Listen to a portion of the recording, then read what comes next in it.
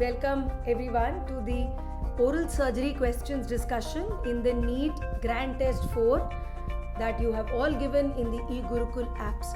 Alright, in the eGurukul website, you all sat down and you've done the NEET Grand Test 4 in the latest pattern. And today we are here to discuss the questions of oral surgery. Okay, I had put some questions directly repeated from the NEET 2024 paper, some questions from the INI May 2023 paper, so that you get a good revision of all these questions, plus some new questions also. Alright, so let's look at each and every question one by one.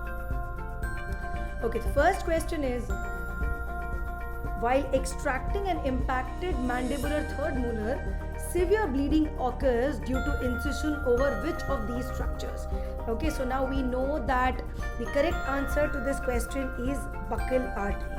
Alright, I'll tell you how. Okay, so this is your impacted mandibular third molar. Alright, this is your wisdom tooth and this is your second molar. The typical incision जो हम देते हैं अपने wisdom tooth extraction में is the Ward's incision. Okay, what is the Ward's incision?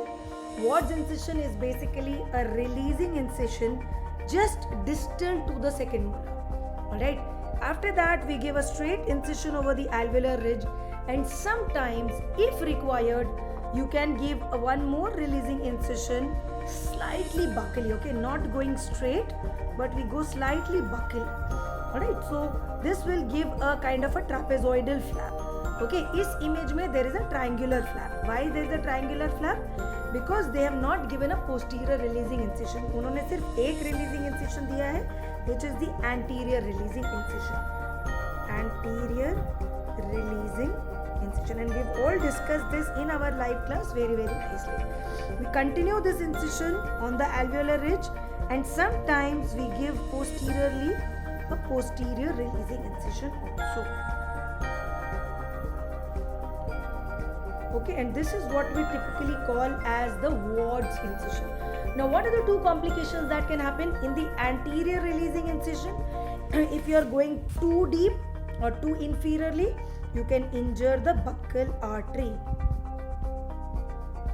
And similarly, in the posterior releasing incision, if you are going straight rather than going slightly laterally, if you go straight, you can damage the lingual nerve. These are the two facts you have to remember. A lot of MCQs revolve around these two structures. Anterior releasing incision, buccal artery. Posterior releasing incision, if given straight and not taken laterally, will cause injury to the lingual nerve. Well, that is why the answer to the first question is buccal artery. Okay, identify the instrument shown in the image below. Now, many times we have discussed this question that it's a giggly saw. Alright, I thought this is a good opportunity that I show you the giggly saw that I usually show in the morning motivation session. Okay, so this is the paired handles of a giggly saw. Alright, it's a T-bar, T kind of an instrument, a T handle, a thin straight metal handle and a hook. Alright, this is a hook. If you can all see, this is a hook and it's a paired instrument. So these are two hooks. So what do we do with this? We attached it to a barbed wire. Barbed मतलब ऐसे कांटे वाला एक तार होता है. It's a stainless steel wire जिसमें barbs हैं, कांटे हैं. So what we do is we fix one loop of the wire to one handle. We fix another loop of the wire to another handle, like this. Alright, and what we have ready is a very quickly cutting instrument, a quickly cutting saw. Alright, so if I have this mandible, right, this is a mandible and God forbid there is a tumor here, an ameloblastoma here. If I use a burr to resect my mandible, it will take a very long time. It will take 10, 12, 15 or even 30 minutes depending on my experience. But if I take the giggly saw, if I put one end medially like this, if I put the other end laterally like this, okay, so I have both the ends of the giggly saw attached to my mandible in this fashion, like this. Alright, so one part of the wire has gone medially, other part of the wire has come laterally, okay, and I fix this loop of the giggly saw with my handle and zoop, zoop, zoop. I just move the handle of the giggly saw 2 or 3 times, and within seconds the mandible is resected. Alright, so this is a giggly saw, very commonly used in cancer cases, very commonly used by ENT surgeons and plastic surgeons and whoever is doing oral cancer resections. Alright, a large amount of hard and soft tissue resection is performed in cancer excisions, and very commonly they use the giggly saw. Like for example, like I said, if this is a tumor in the mandible right here, one part of the wire will go buccally, another part of the wire will go on the inside lingually, and quickly, like a rasp, like a saw, you can cut the mandible this side and then on this side. So it's a very quick method of resection. Okay, conventionally, if you have to resect this much mandible like here, what we use a burr. We use the same micromotor burr that we use for a wisdom tooth extraction, but that's really slow. Okay, we do that to prevent injury to the soft tissues.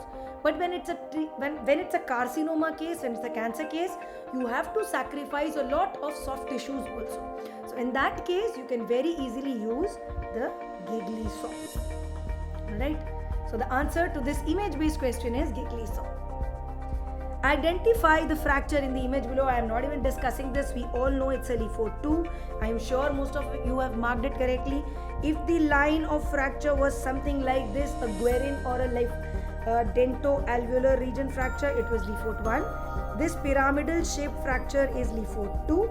And if the fracture would have been like here from the, zygomatico-frontal region to the orbit to the medial side, something like this, causing a cranio-maxillary disjunction, then it would be a Lefort-3. Alright, so this is a straightforward, easy question, Lefort-2. Again, this question, we have all discussed it multiple times. The image is showing a very straightforward cealolith, alright, which is kind of jutting out into the oral cavity, and they want you to identify whether you know that this is a cealolith. And just by ruling out the options, you can mark the correct answer. Alright, now what are the options?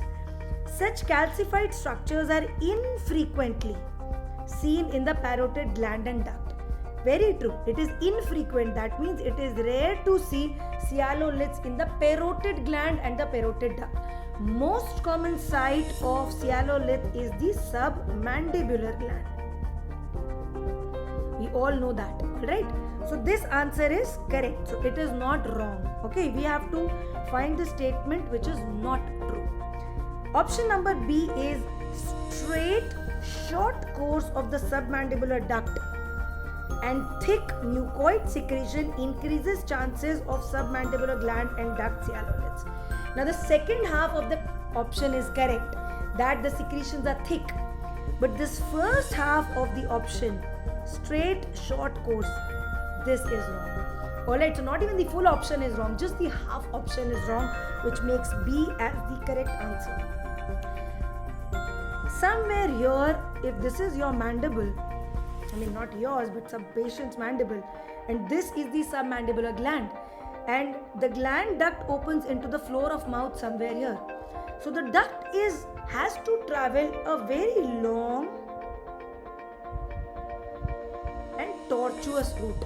It's a very long route as compared to the parotid or the sublingual glands, where the duct length is also short and it is straight. Whereas the submandibular gland, the duct has to travel a long distance and it's not a straight course, it's a tortuous course. So straight short course, wrong. Tortuous long course is the correct answer, which is why the option B becomes wrong and that becomes your answer of choice. Calcified concretions cause swelling and pain in the region during meals. Absolutely correct. That is what the symptoms will be. If the concretions are small, concretions means calcified collections. That means these cealoliths. अगर ये छोटे हैं तो हो सकता है asymptomatic हो. If they are intraparenchymal, that is within the gland, हो सकता है asymptomatic हो. In that case, no treatment is required. But when they become symptomatic, when they obstruct the duct, they become symptomatic. And what are the symptoms? Symptoms are simply pain and swelling. Why pain? Because the saliva is being produced, it is being pushed, but it is not able to come out. So it causes pain. Because the saliva is not able to come out, it causes pooling and it causes swelling. Alright, and these collected saliva can also get infected. So it becomes an infected cyalolith which can even form abscess. Alright, so swelling, pain, tenderness, abscess, these are all the symptoms that you can see with the cyalolith, and only these symptomatic cases will require a treatment. Cyaloliths can also be seen in minor salivary glands. Yes, very rarely, but you can see cyaloliths in the minor salivary glands also. Alright, they are not of much significance, but the only wrong option here is option B. Okay, so that's how in many situations you have to rule out an answer and come to the correct answer. You have to rule out options and you have to come to the correct answer. Okay, coming to question number 5. An 8-year-old boy. Remember, the 8-year-old is very important here. Comes with bilateral TMJ ankylosis. So like we have discussed in our live class also, whenever it is a childhood ankylosis, it's very severe because the child is still growing, the child is developing, and in this stage it will cause facial asymmetry. In this stage it will cause airway compromise. So childhood ankylosis, severe consequences. Similarly, when it is bilateral as compared to unilateral, if bilaterally there is ankylosis, the consequences are very severe in forms of facial cosmetics, that is facial deformity, and in forms of airway. Both these things are not there in an adult ankylosis. In adult ankylosis, there will be no facial cosmetic changes because growth has already happened. In adult ankylosis, whether it is unilateral or bilateral, airway is already established. Okay, so there is usually not a big airway compromise. There is usually not a very big airway compromise in adult ankylosis. But whenever there is a childhood ankylosis and whenever there is a bilateral ankylosis, it is really a problem in airway and facial cosmetics.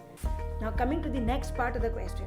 The child gives a history of snoring, excessive snoring, continuous waking up in the night, and daytime somnolence.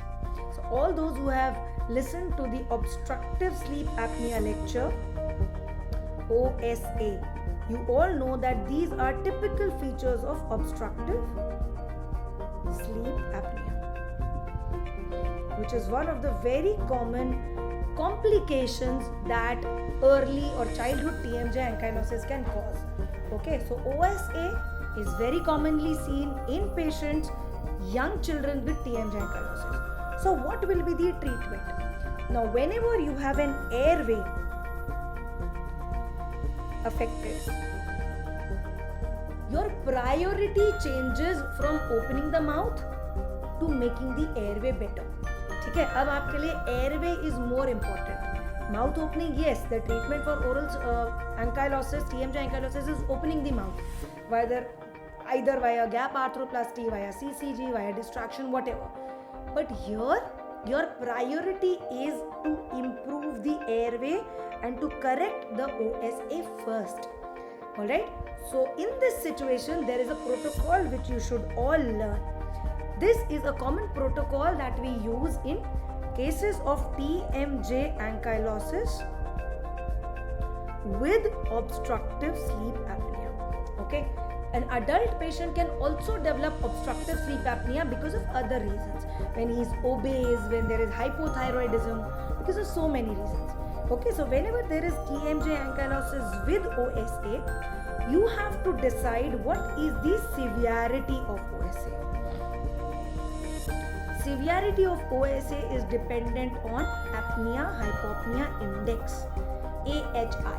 Alright, we do a polysomnography, we do a gold standard test for OSA, which is polysomnography, and based on that we decide what is the AHI or the apnea-hypopnea index, and based on the AHI score we decide the treatment modality.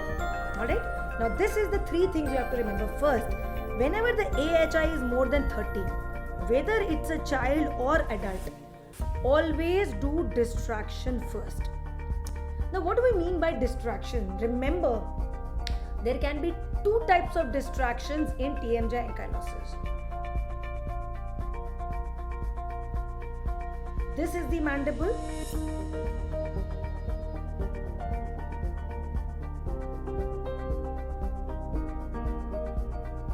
This is the ankylosed part.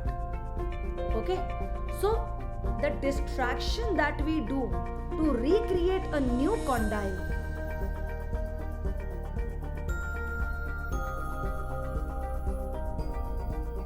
this transport disc that we create and we distract upwards till we reach the glenoid fossa, this is also a distraction.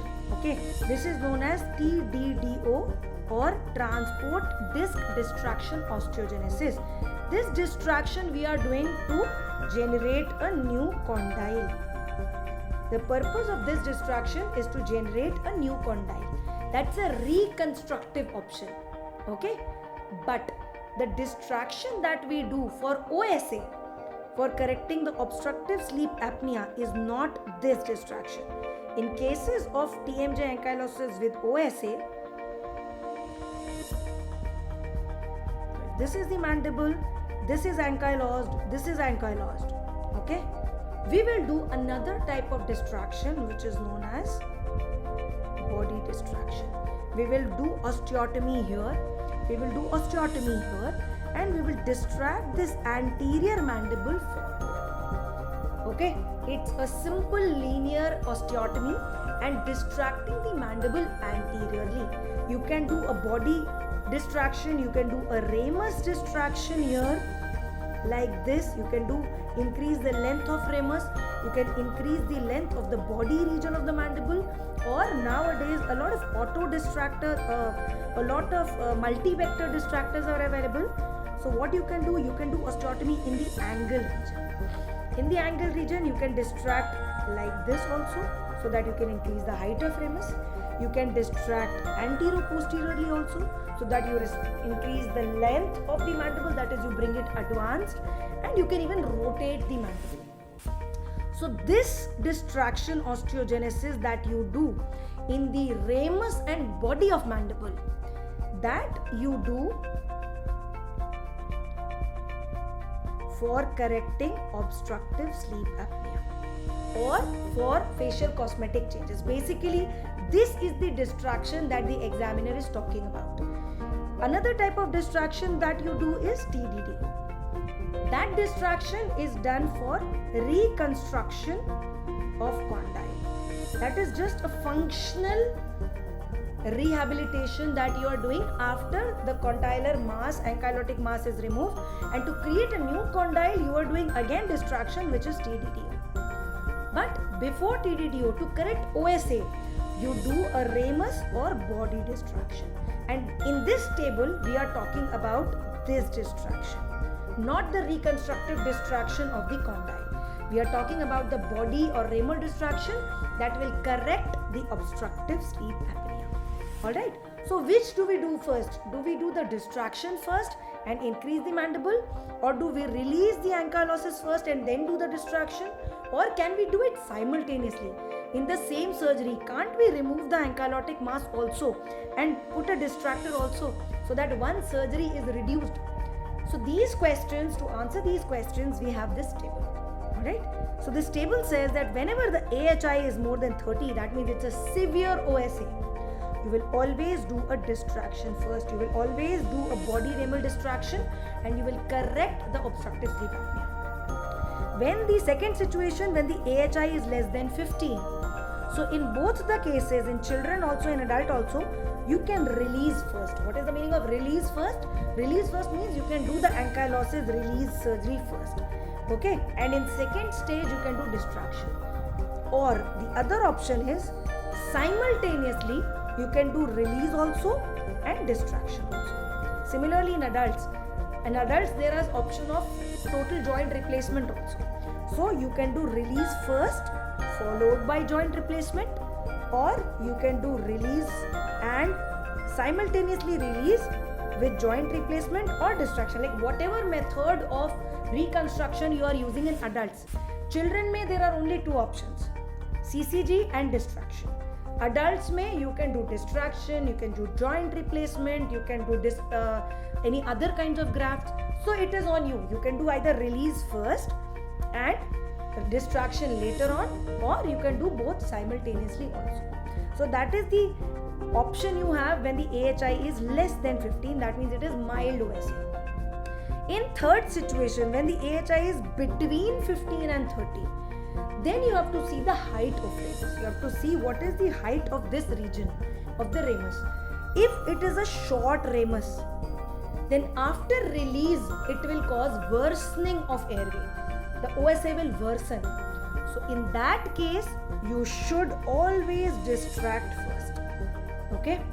Whereas if the ramus height is normal, if the child is slightly aged when the ankylosis has happened, the ramus height is almost normal, which requires only unidirectional distraction, then you can go for a simultaneous release and distraction. Alright, so this is the table, this is the protocol that you have to remember whenever this kind of questions come. This is one of the moderate to difficult questions, but this is the protocol that you have to remember of when to do distractions first, or when to do ankylosis release first, or when you can do it simultaneously. Okay, coming to the next question. How much epinephrine can be administered to a patient with angina pectoris? This is straightforward from Malamate. We have been learning this since a very long time. The answer is 0.4 milligram. Alright, and this is the exact lines from Malamate that Bennett recommends that maximum dose of epinephrine in a cardiac risk, that is ASA 2 or 3 patient, should be 0.04 mg, which is equal to, if you are giving 1:50,000 epinephrine, which usually we don't use in dentistry, you can use only one cartridge. If you use 1:1 lakh, very commonly used in dentistry, you can give 2 cartridges.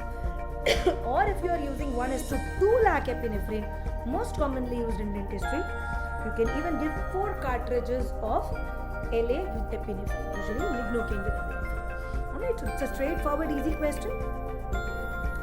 Okay, next question. In the following picture, the device fixed in the child is used for. Now you can see here, this is an old-fashioned bilateral mandibular body distractor.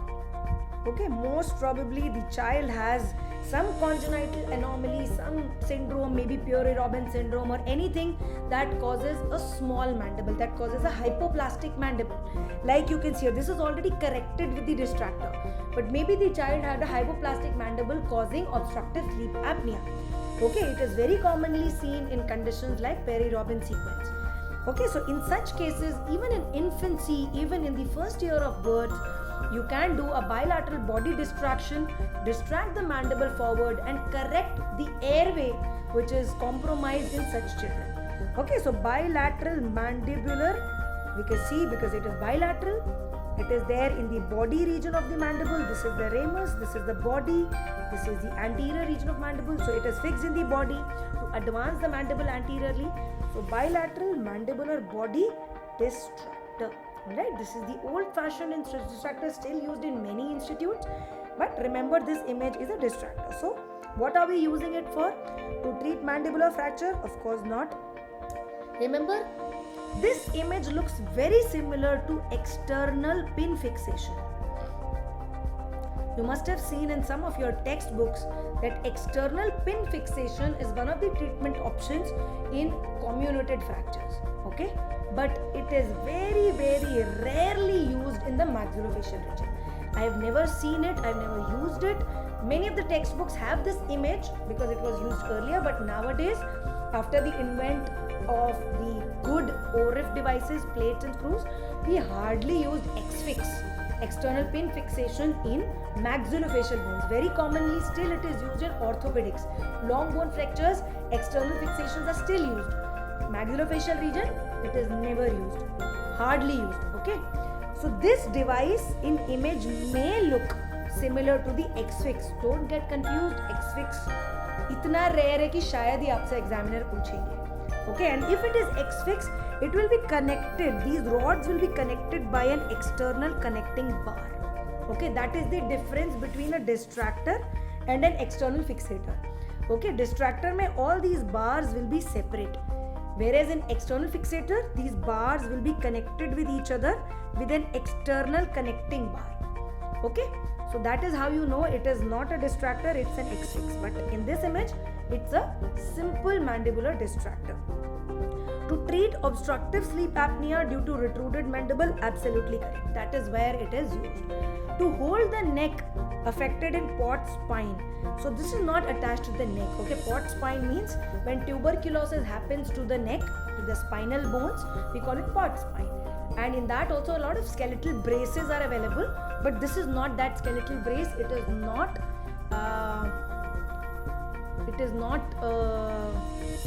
Attached to the neck. Alright, so this is wrong. And to correct cherubism, absolutely not. Cherubism is an auto-correcting disorder and it's absolutely not used in cherubism. Alright, okay, we come to the next question. In bilateral sagittal split osteotomy, fixation in the neutral zone is best done with.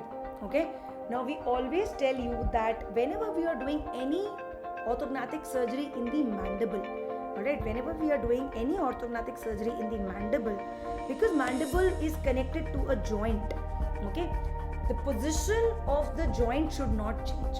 Whenever you are doing any orthognathic surgery, you have to make sure that the condyle's position should not change. Okay, so to prevent the change in the condyle's position, we always fix the mandible either with positional screws, which are just simple long normal screws to fix the changed position of the mandible, or we use simple mini plates and monocortical screws. Either monocortical screws and mini plates, one mini plate, 2 to 3 screws on both sides, or long positional screws without any plates. So these are the two things that we commonly use in mandible to prevent the condylar sag or to prevent the change in the condylar position. But in the neutral zone, whenever the position is neutral, whenever there is a contact, what is the meaning of neutral zone? Whenever there is a contact between the proximal and distal segments of mandible, in the neutral zone, it is best to use a lag screw. Because this is a position where already the two parts of mandible are in contact. So you can make advantage of that contact by giving a compression osteogenesis, which is done by lag screws. So the correct answer here is lag screw. Very quickly, I will give you an example. So this is how we normally use 3 positional screws in mandible. Okay, our purpose is, see, this is the proximal segment, okay, which has the condyle, which has the TM joint, and this anterior segment of mandible which is going to move is the distal segment. Our focus is, whenever we are doing a mandibular orthognathic surgery, mainly BSSO, the distal segment has to move. It has to go either forward, so we call it mandibular advancement, or it goes backward, so we call it mandibular setback. Whether we are doing advancement or setback, we have to make sure that the position of the proximal segment should not change. Okay, because mandible is not a straight bone, it's a boomerang shaped bone. Okay, so if I do excessive movements without taking care of the condyle, then there will be a change in the position of the joint and it will cause post-operative complications. Okay, like for example, you can see here in this image, this is the proximal region. Proximal means near the midline. So this part of the mandible is near the midline, it has the joint. This is the temporomandibular joint. Okay, and this is the distal region. So when I'm doing a bilateral sagittal split osteotomy and I'm advancing my mandible, okay, I'm going to advance my mandible. So because of the shape of the mandible, you can see that I have done this much advancement I have done. You can see this much advancement I have done, around 7-8 mm. This is the advanced part. Okay. Now in some areas there is no contact. You can see here in some areas in the anterior region there is no contact between the proximal and the distal segment. I don't even want them to contact, because if I purposefully make them contact, so what will happen? this condyle will rotate. अगर मैं जबरदस्ती इन दोनों segments को चिपकाने की कोशिश करूंगी तो क्या होगा, अभी तो चिपक जाएंगे because patient is under GA, but when the patient comes out of GA, this condyle, because आपने इसको घुमा के सीधा कर दिया है, this condyle will come out of the joint and it will cause complications. So you never have to cause contact between segments. You have to make the contacts to be passive. जैसे touch हो रहा है वैसे ही रहने देना है. So whenever there is a gap, we always put positional screws or we put mini plates. They will not change the position of the segments. But in neutral region, you can see that this region, both the segments are in contact. The proximal and the distal segments are getting contacted. They are already touching each other. So जहाँ touch हो रहा है वहाँ पर उनका contact better करने के लिए you can use lag screws. Yes, you can use positional screw also, but the question is asking you which is the best option. Alright, so the best option is lag screw. Okay. Similarly, I'll give you one more example. Here we are doing a mandibular setback. Okay. Setback बड़ा टेढ़ा होता है. Setback में you have to remove a little bone from the anterior region and then you have to insert the mandible more inside. Okay, like you can see here, this is the proximal part which has the joint. This is the distal part which is the anterior region of the mandible, and you are pushing this distal part backward. Okay, you are pushing this distal part backward.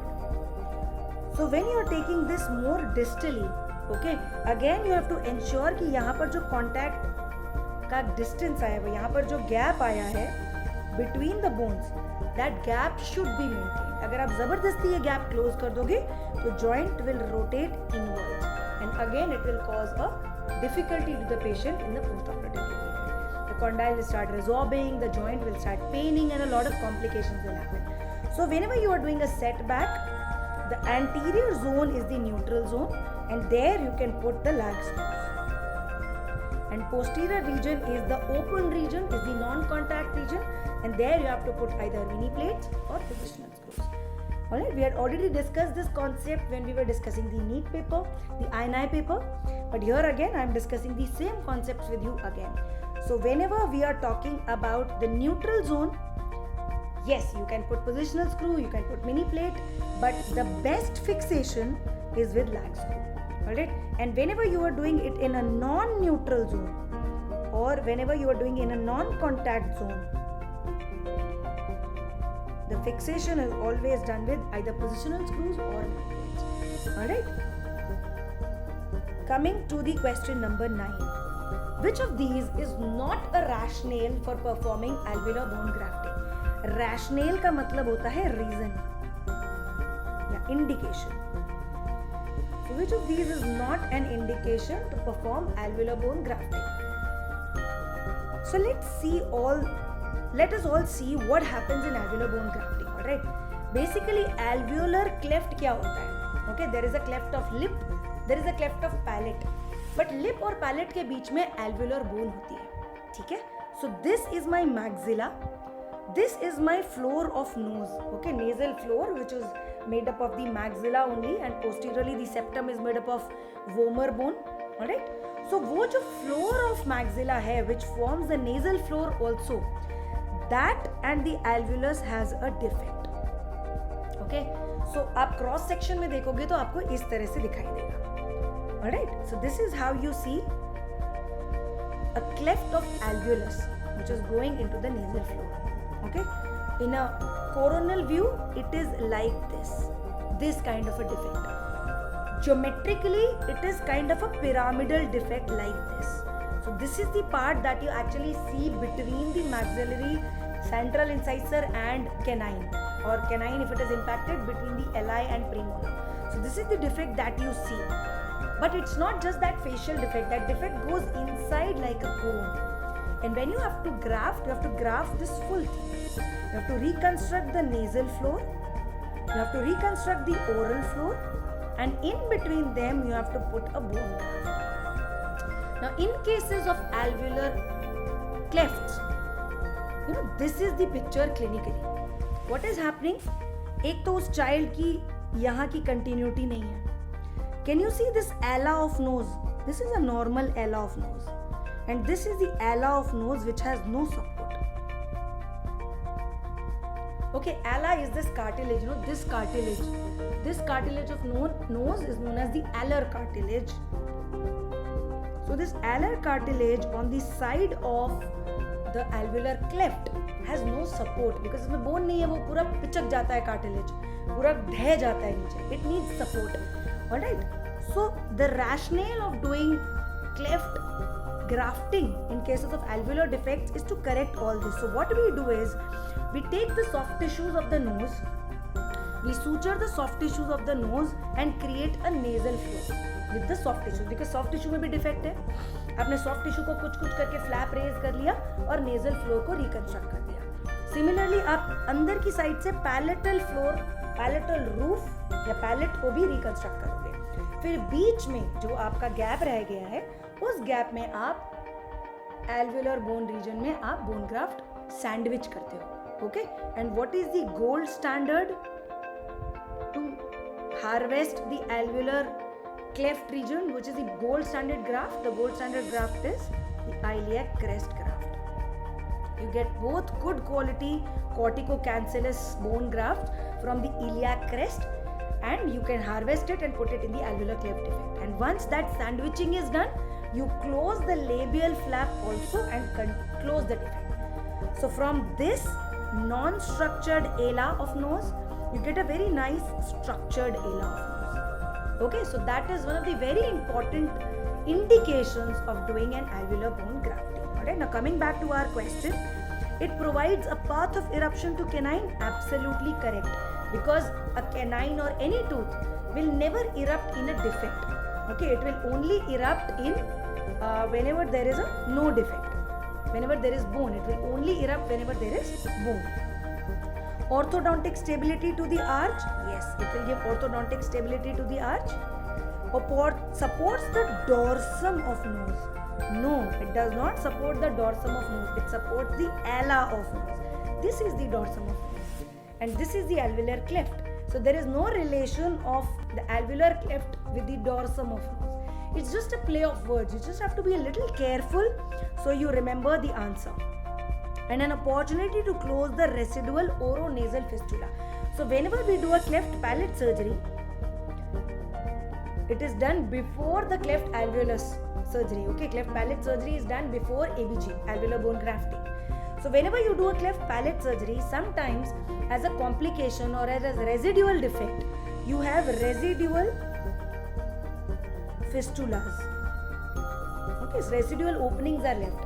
So whenever you are doing an oroantral fistula, whenever you are doing an alveolar bone grafting, you have an opportunity to close this residual fistulas also. You can repair these residual fistulas also. Usually they are there in this region, in the palatal region.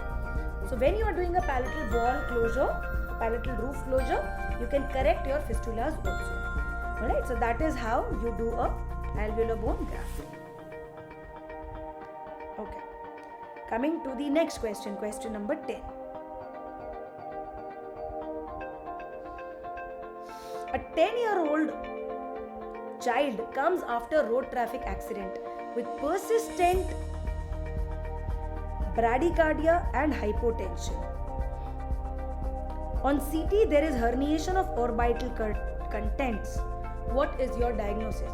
Now, whenever we see bradycardia and hypotension, we always feel that it's a cardiac event.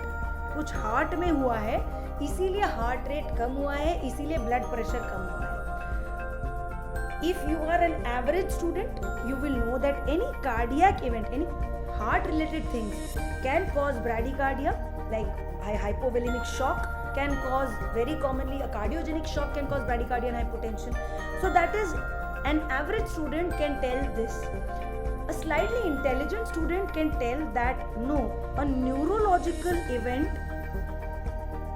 can also cause bradycardia and hypotension. Okay, if there is a head injury, if there is injury to some parts of the brain or midbrain or some parts of the brain, it can also induce changes in the body that can cause bradycardia and hypotension. but only a well-read student who has read maxillofacial surgery properly will know that it is not just cardiac and neurological, but it is also some neural events. Neural means nerve-related events that can cause bradycardia and hypotension. Okay, it is not cardiogenic, it is not neurogenic in this case. Why? Because the question does not tell us anything about the heart or the brain. It tells us only one thing: herniation of orbital contents. Herniation means अपनी जगह से वो नीचे खिसक गए, जैसे हम abdominal hernia बोलते हैं ना, तो वो चीज एब्डोमिनल वॉल को पियर्स करके कहीं और चली गई. Okay, herniation means fall down. वो टिश्यू अपनी जगह से खिसक के नीचे फॉल हो गया है. Okay, so a neural event like a vagus stimulating event, any event which stimulates the vagus nerve. We all know that vagus nerve is, has a negative chronotropic, a negative inotropic effect on the heart. So whenever we stimulate the vagus nerve, it can cause bradycardia and hypotension. And in this case, it is the white eye syndrome, also known as the trapdoor fracture of floor of orbit. Very, very commonly seen in young children. It's a very, very difficult question, but it's a repeat question from NEET. So I'm hoping that all of you, those who have done the repeat questions with us, you have answered this question correctly. Okay, very commonly seen in 10-year-old or young children, trapdoor fracture of the orbit. It causes stimulation of what we know as oculocardiac reflex. In oculocardiac reflex, the first branch of the trigeminal nerve during its afferent pathway causes an efferent stimulation of the vagus nerve. Okay, afferent means ये sensory input लेके जा रही है आई से, but रास्ते में जाते जाते उसने वेगस नर्व को एक मोटर आउटपुट दे दिया है. ओके, एक स्टिमुलेट कर दिया है, और वेगस का इफेक्ट हार्ट में होता है ब्रैडिकार्डिया एंड हाइपोटेंशन. तो आपको डायग्नोसिस कैसे होगा? सीटी में आपको पता नहीं चल पा रहा है. The diagnosis in this case is always clinical. Sometimes only herniation may or may not give you an idea of the diagnosis. The diagnosis here is always clinical. Okay, I'll show you how. So this is a CT phase. Okay, can you tell me what is the defect here? इसमें तो बहुत सारा sinusitis भी है. You can see that the sinus is fully, thickened and filled with increased lining. And there is an infraorbital foramen here also, and some defect here also. Very subtly, if you look very, very carefully, you will realize that there is a fracture here in this region of the floor of orbit. The fracture has happened, but it has snapped back. Fracture हुआ, उसने ये inferior rectus या inferior oblique muscle को अपने में फंसाया. It trapped the extraocular muscle there, and the bone snapped back to its correct position. So what happened eventually is the extraocular muscle got trapped in the fracture. So on the CT, you cannot really see a fracture very clearly. You cannot see it very clearly, but you can see this herniation of soft tissue. This slight herniation of tissue that you can see here, that gives you an idea. अच्छा, ये extraocular muscle है, या तो inferior rectus है, inferior oblique है. Okay, you can see the superior rectus here, if you can see closely. Superior rectus, medial rectus, lateral rectus. Okay, similarly here also you can visualize it if you are very careful in looking at this CT, and you can see it here that one of the inferior recti or the inferior oblique is stuck, and this causes a restriction in gaze. The patient is unable to look up because the up-looking muscle is trapped. So clinically, how will you diagnose? See here again, same. This is a trapdoor fracture. The fracture has happened, but the bone has come back to its normal position. But it has entrapped one of the extraocular muscles in its way. So when the child is asked to look up, his non-involved eye, his normal eye is able to look up, but his affected eye is not able to look up, because for looking up, you need all the extraocular muscles to work properly. Okay, if it is the inferior rectus or inferior oblique, the superior gaze will be affected. If it is some other muscle, other gaze will be affected. But very commonly, it is the inferior oblique and inferior rectus which may be entrapped. So this is known as a trapdoor fracture of the orbit. And very commonly, this trapdoor fracture of orbit stimulates the oculocardiac reflex. So the child will not come to you saying कि अरे मेरी eyeballs ऊपर जा रही हैं. He will come to you saying in a clinical presentation where he has very low blood pressure and very low, pulse rate. And you will not know why suddenly he is feeling weak, suddenly he is falling down because of bradycardia. The reason is the oculocardiac reflex. Right? To understand these concepts better, you should watch the TCR phenomenon, the TCR or OCR phenomenon from our recorded videos for understanding it in more detail. Alright? Coming to the question, next question. A patient comes after road traffic accident having displaced mandibular parasymphysis, linear fracture. Okay, it's a simple linear fracture. Not simple, it could be an open fracture, but it's a linear fracture. For close reduction treatment, what should be the ideal duration of IMF? We all know that when a young patient, no comorbidities, simple linear fracture, the ideal duration of IMF is 4 to 6 weeks. Since the examiner has not mentioned the age of the patient, we don't assume that it's a very elderly patient. So in 4 to 6 weeks, minimum is 4 weeks, and that is the best answer. Alright? If the patient has comorbidities like, he's diabetic, his immunity is low, or if he has a comminuted fracture or a dirty infected fracture, then I would want to keep the IMF for slightly longer, like 6 to 8 weeks.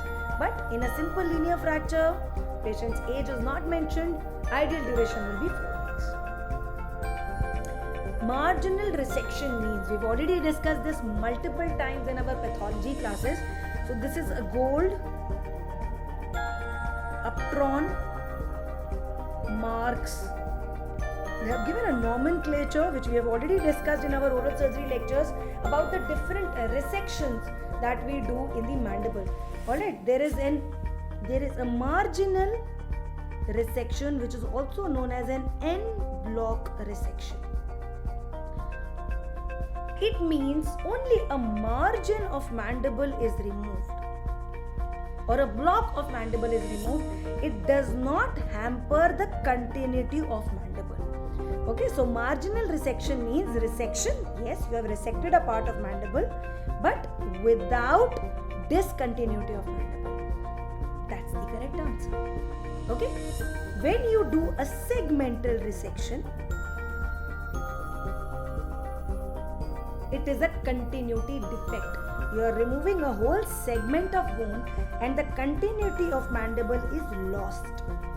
So that is known as resection with discontinuity of mandible or a continuity defect. There is a defect in the continuity of mandible. So that is the segmental resection. Whereas marginal or en-bloc resection means without causing any discontinuity in the mandible. Alright? So reconstruction is easier in this case. In this case, the reconstruction is really extensive. Creation of a bony window is known as marsupialization, and it's not a treatment for tumors, it's a treatment for cysts. And resection with normal bone margins does not define anything. Alright, it does not tell you whether it's a complete resection or incomplete resection. Alright, so the correct answer to this question is B. Fluctuance is a characteristic of which of these space infections? Multiple times we have discussed this in our class. It's a characteristic of abscess. Alright, quickly let us go through the 3 stages of facial space infection. First is the inoculation, which doesn't look much clinically. Second is the cellulitic phase, which is the red, tense, brawny stage. And third is that abscess or that fluctuant stage where pain is much less as compared to cellulitis, and there is a localized collection of pus. So you can fluctuate it like a water-filled balloon. Alright, so fluctuance, it's already there in our notes. We've already discussed it multiple times. Fluctuance is a characteristic of abscess. Alright. Trismus of medial pterygoid can occur after which of these blocks? Okay, we know the answer is inferior alveolar nerve block. Why? Alright, so let me quickly show you कि ये हम तो बचपन से third year से we have been reading this, that when you have to give an IA and B, what you do is you palpate. So if I show it to you in the mandible, what you do is you palpate with your thumb, you palpate the external oblique ridge. From there you keep palpating and you reach the ascending ramus. Okay, once you reach the ascending ramus here, you take your syringe. Open the syringe for all of you. You take your syringe with the needle. Alright, you have already palpated the ascending ramus. Now from the opposite side premolar, you will target your needle here in this direction so that you go and hit the lingula. You can all see here, this tongue-shaped defect, tongue-shaped depression here is the lingula. Alright, so from opposite side premolar, you bring your needle in such a way that you reach the lingula like this. Okay, यहाँ तक तो हम सबको पता है. You reach the lingula, you pierce the buccinator and you reach the lingula, you aspirate in two planes so that you're not actually hitting the neurovascular bundle and you're not injecting into the joint. Into the neurovascular bundle. So you aspirate in two planes. In case the aspiration is positive, you slightly redirect your needle ताकि आप बिल्कुल ही neurovascular bundle में ना जाके आप थोड़ा सा side में आ जाओ. Alright. So this is your inferior alveolar neurovascular bundle. This is how you inject from the opposite premolar like this, and you try and hit the lingula around 6 to 8 mm above the occlusal plane in adults. Alright. So यहाँ तक तो हमको पता है clinically. Now let's see अंदर जाके क्या होता है. अंदर जाके ये होता है. This is your mandible. This is your ascending ramus of mandible. Okay. This is your buccinator muscle, which along with the pharyngeal muscles forms a pterygomandibular raphe. Alright. You pierce that pterygomandibular raphe and you inject your solution here. अब इस diagram में आपको समझाने के लिए सब कुछ दूर दूर बताया गया है. But actually everything is joined together.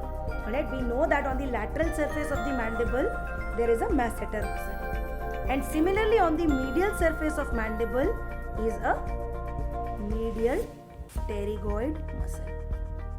ठीक है, ये तो आपको समझाने के लिए डायग्राम बनाने वाले सज्जन ने थोड़ा सा गैप दिखा दिया है ताकि in that gap you can see that this is the inferior alveolar neurovascular bundle and this is the lingual nerve, and somewhere in that region in the same prick you can actually anesthetize both the nerves just by slightly changing the direction of the needle.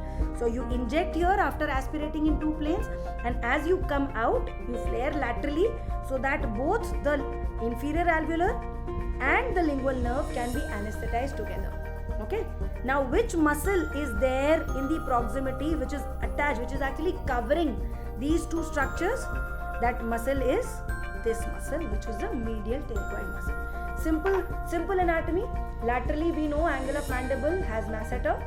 Medially covering this region is the medial pterygoid. So if your needle is infected, or if your needle is going through an infected abscess filled region and taking the infection from here to here, or if your needle has barbs, it is infected, you have not taken care of the sterilization protocol, then there is a chance that you carry infection from superficial regions to this region, causing direct spasm of the medial pterygoid. And that is what causes post-operative trismus, post-operative reduced mouth opening after inferior alveolar nerve. So any reason, any cause which causes infection or even spasm of the medial pterygoid, it will cause post-operative trismus.